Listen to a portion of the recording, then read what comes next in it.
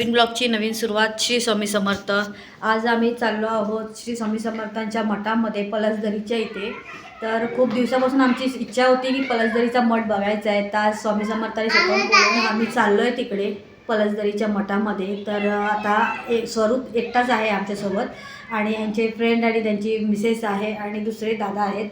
तर आम्ही सगळे चाललो आहोत पलसदरीच्या मठामध्ये आणि स्वयं आहे मामाकडे, त्यामुळे त्याला स्वामींचं दर्शन घेता येणार नाही आहे। तर आता आम्ही स्वामींचा मठ कसा आहे तिकडचं काय तुम्हाला सगळी माहिती या ब्लॉगद्वारे देणार आहे। आत कर्जत स्टेशन किंवा खोपोली ट्रेन पकडून तुम्ही कर्जत स्टेशनला पोहोचू शकता। कर्जत स्टेशनवरून उतरून 40 रुपये शेअरिंग तुम्ही आपल्याला मठात पोचता येतो आणि बाय रोडसुद्धा तुम्ही मठापर्यंत पोचू शकता। आम्ही बाय रोड चाललेलो आहोत, ते आणि त्यांचे मित्र असे आम्ही फॅमिली चाललेलो आहोत। तर आता ते सुद्धा बाय रोड जातात आणि या मठात स्वामींनी 22 दिवस वास्तव्य केलं होतं। हा मठ बघण्याची मला खूप इच्छा होती आणि स्वामींची भक्ती चालू केल्यापासून पळसदरी मठ हे बघण्याची मनापासून भरपूर इच्छा होती, पण स्वामींची बोलवणं येत नाही तोपर्यंत आपण त्या मठात जाऊ शकत नाही आणि स्वामींनी बोलवलं तेव्हाच त्या मठात जाण्याची माझी इच्छा पूर्ण झाली।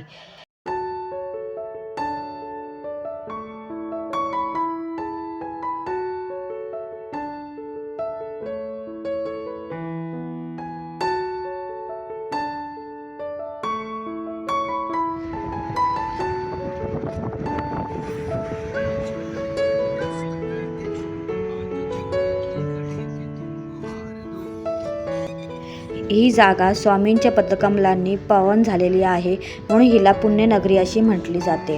तर आम्ही समोरच जाताना स्वामींचा मठ दिसला आणि इथे पूर्ण वातावरण पूर्ण प्रसन्नमय वातावरण आहे आणि आनंदमय अशा वातावरणात आम्ही तिथे जात होतो। तर समोरच स्वामींचा मठ दिसत आहे आणि तिथे आपल्याला जागाही भरपूर आहे पार्किंगसाठी वगैरे। तर आपण तिकडे चाललो आता पार्किंगसाठी जागा शोधतोय। त्याच्यानंतर आपण पुढे जाणार आहोत स्वामींच्या मठामध्ये। पुढे कसं काय आहे ते मी तुम्हाला इकडे सांगणार आहे।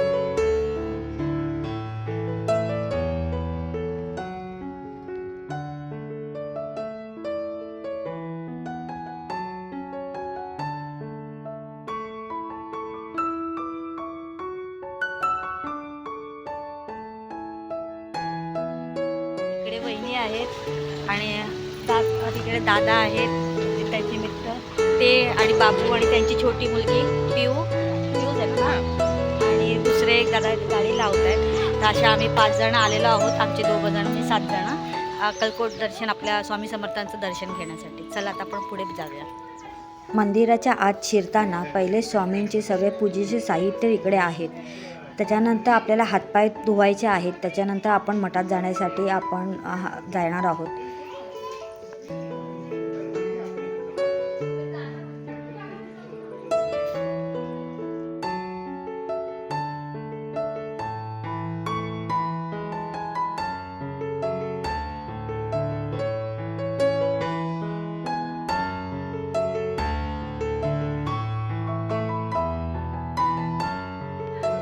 इथून आम्ही ताट घेतलेलं आहे। थोडं पुढे गेल्यानंतर इथे दादा दरेकरांची समाधी आहे, तिथे दर्शन घेऊन आपल्याला पुढे जायचं आहे। दादा दरेकर हे स्वामींचे भक्त होते आणि त्यांना स्वामींनी स्वप्नात येऊन सांगितलं होतं इथे मठ बांधण्यासाठी। ते हे 22 दिवसात मठ बांधलेला आहे आणि इथे 22 दिवसच आपले स्वामी राहून गेलेले आहेत। तर आपण पुढे स्वामींची हास्यमूर्ती पण बघणार आहोत।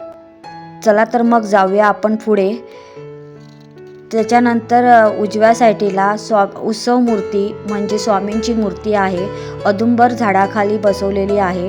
तिथे 11 प्रदर्शनं घालून आपण घालायचे आहेत असं तिथे लिहिलेलं आहे। तर 11 प्रदर्शन घातल्यानंतर आम्ही देवाला पूर्ण आम्ही स्वामींच्या पुढे नतमस्तक झाली आणि पुढे आम्ही जायला निघालो आणि खूप मोठा असं प्रशस्त असं मठ आहे आणि तिकडे गेल्यानंतर खूप मन प्रसन्न झालं, कारण हा मठ बघण्याची इच्छा आमची होतीच। आम्ही इथे राहायला आल्यापासून मठ बघायला जाणार, पण आता आमचं राहून गेलं होतं। पण आता स्वामींची इच्छा, स्वामींनी बोलवलं आणि आम्ही तिकडे गेलो। एका दिवसातच हा प्लॅनिंग झालं आमचं सर्वांचं आणि आम्ही तिकडे गेलेलो आहोत। तर त्याच्या बाजूला पण असा खूप मोठं प्रशस्त असं जागा आहे, तिकडे म्हणजे माणसांना जेवायला वगैरे वाढतात, तर तिकडे जागा आहे ती। रविवारी आणि गुरुवारी आपल्याला महाप्रसाद तिकडे मिळतो आणि आपण आतमध्ये शिरल्यानंतर इथे स्वामींची मूर्ती आहे. आणि गाभाऱ्यात जाताना आपण सरळ जाताना तिथे आपल्याला समोरच आपल्याला एक कक्ष दिसतो, तो गुरुकक्ष असा आहे. तिथे आपण आतमध्ये गेल्यानंतर स्वामींची म्हणजे आतमध्ये जातो आपण, त्या एकदम शांत असं वातावरण आहे तिकडे. तर आपण आतमध्ये गेल्यानंतर स्वामींची उभी मूर्ती आहे आणि खाली आपल्याला दादा दरेकरांची मूर्ती आहे. आणि हे एकदम शांत असं वातावरण आणि एकदम असं प्रशस्त असं वातावरण आहे.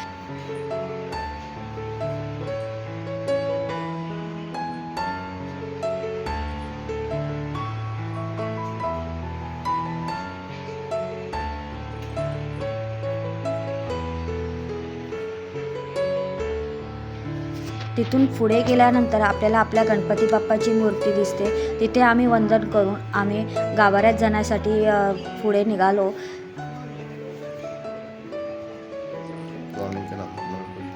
खूप मोठी अशी जागा आहे. तिकडे आपण स्वामींचं नामस्मरण करू शकतो. म्हणजे मंडप बांधलेला आहे. आम्ही आता गाभाऱ्यात आलेलो आहोत. गाभाऱ्यात तुम्ही बघू शकता स्वामींची चांदीची मूर्ती आहे आणि समोरच तुम्हाला स्वामींची उभी मूर्ती दिसेल. इथे स्वामींचे आपले पाऊल आहेत ठेवलेले, तिथे आम्ही नतमस्तक झालो. ते सर्वजण म्हणजे स्वामींच्या मूर्तीचा फोटो घेण्यामध्ये किंवा स्वामींचे दर्शन घेण्यासाठी आले होते. खूप सारे भक्त होते. आम्ही जेव्हा आलो तेव्हा थोडीफार गर्दी होती. गुरुवारी आलो तर खूप गर्दी भेटली असती, पण आम्हाला शनिवारचं बोलवणं आलं होतं म्हणून आम्ही शनिवारी गेलो होतो. आणि शुक्रवारीच आम्हाला स्वामींनी आमच्या म्हणजे देवामध्ये आपल्या दिव्यामध्ये दर्शन दिले होते. आणि शनिवारी त्यांचा मित्रांचा आणि त्यांचा प्लॅनिंग झालं आणि आम्ही ह्या मठात यायला निघालो. आणि स्वामींचा खरंच आशीर्वाद आहे. मनोभावे तुम्ही जर भक्ती केली तर तुमच्या पाठी स्वामी नक्की उभे राहतात. हे वेळोवेळी स्वामींनी मला पण दाखवलं. म्हणून ह्या मठामध्ये येण्याचं कारण असं नाही की तुम्हाला काही भक्तीच करावी लागेल, फक्त स्वामींचं नाम घ्या, तुम्हाला सर्व काही मिळेल. हे मी माझ्या भक्तीप्रमाणे तुम्हाला सांगते. बाकी काही नको, आपल्या मुलांचं चांगलं झालं एवढंच पाहिजे असतं. इकडे आता माझं दर्शन झाल्यानंतर त्यांनी पण दर्शन स्वामींचे घेतलेले आहे. तर स्वरूपला घेऊन त्यांनी पण दर्शन करून घेतले स्वामींचे. त्याच्यानंतर समोरच तुम्हाला भवानी आईचा फोटो दिसतो आहे.